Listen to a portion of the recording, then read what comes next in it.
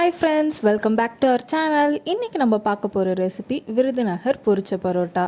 இந்த வீடியோ உங்களுக்கு பிடிச்சிருந்துச்சுன்னா லைக் பண்ணுங்கள், ஷேர் பண்ணுங்கள், கமெண்ட் பண்ணுங்கள், சப்ஸ்கிரைப் பண்ணுங்கள், கூடவே பெல் பட்டனையும் ப்ரெஸ் பண்ணுங்கள்.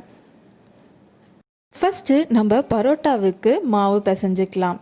அதுக்கு நான் மெஷரிங் கப்பில் 3 கப் மைதா மாவு எடுத்திருக்கேன். நம்ம மாவு எவ்வளோ நல்லா பிசைஞ்சிக்கிறோமோ அந்த அளவுக்கு பரோட்டா ரொம்ப சாஃப்டாக வரும். இப்போது பரோட்டாவுக்கு தேவையான உப்பை ஆட் பண்ணிக்கலாம். இங்கே நாங்கள் 3 டீஸ்பூன் அளவுக்கு உப்பை ஆட் பண்ணிக்கிறோம். உப்பு நல்லா பரவுற அளவுக்கு எல்லா இடத்துலையும் கலந்து விட்டுக்கோங்க. இப்போது கொஞ்சம் கொஞ்சமாக தண்ணி ஆட் பண்ணி நம்ம பிசைஞ்சு வச்சுக்கலாம்.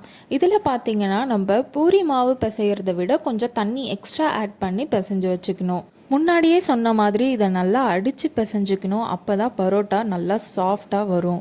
எப்பவும் பரோட்டா செய்கிறீங்கன்னா ஒரு 7 to 8 ஹவர்ஸ்க்கு முன்னாடியே மாவு பிசைஞ்சு வச்சுக்கோங்க.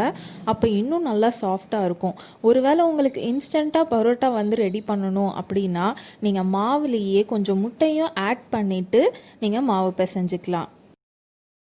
இப்போ இதில் பார்த்தாலே உங்களுக்கு தெரியும் மாவு எவ்வளோ சாஃப்டாக இருக்குன்னு. இப்போ நம்ம மாவை உருண்டை போட்டு வச்சுக்கலாம்.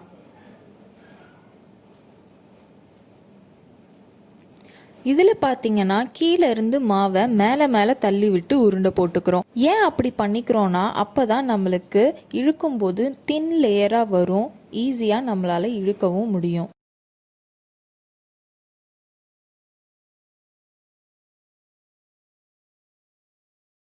உருண்டை போட்டு வச்சுக்கிட்டதுக்கு அப்புறமா அதில் நம்ம எண்ணெயை ஆட் பண்ணி அதை ஊற வைக்கிறோம். முன்னாடியே சொன்ன மாதிரி 7 to 8 ஹவர்ஸ்க்கு முன்னாடியே ஊற வச்சுருங்க.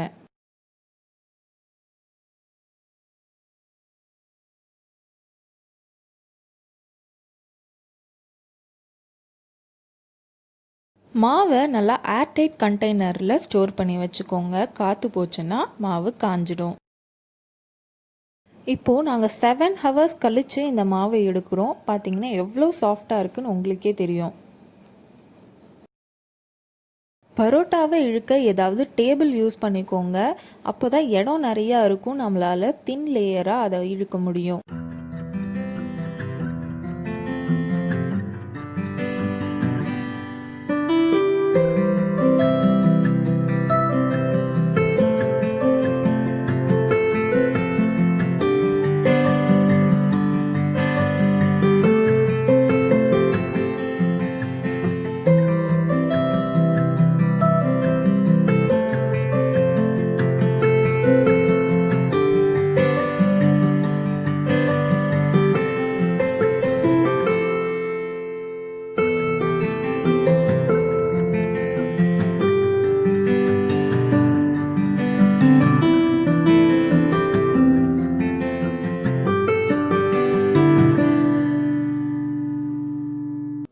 இந்த மாதிரி நீங்கள் பண்ணுறதுனால நிறைய லேயர்ஸ் வந்து பரோட்டாவில் கிடைக்கும் நமக்கு.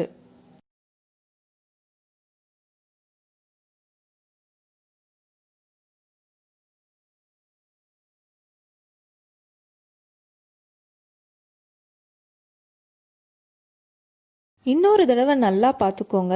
இந்த மாதிரி நீங்கள் நெருக்கமாக பண்ணுறதுனால நிறைய லேயர்ஸ் கிடைக்கும்.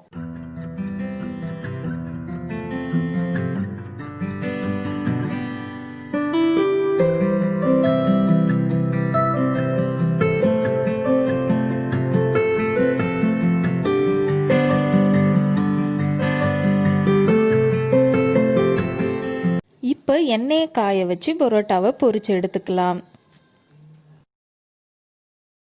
2 சைடுமே நல்லா ப்ரௌன் கலர் ஆகிற வரைக்கும் பொரிச்சு எடுங்க. விருதுநகர் பொரிச்ச பரோட்டா ரொம்பவே கிறிஸ்பியாக இருக்கும். இப்போ நம்மளுக்கும் அதே மாதிரி வந்திருக்கான்னு பார்க்கலாம். ரொம்பவே கிறிஸ்பியான பரோட்டா ரெடி.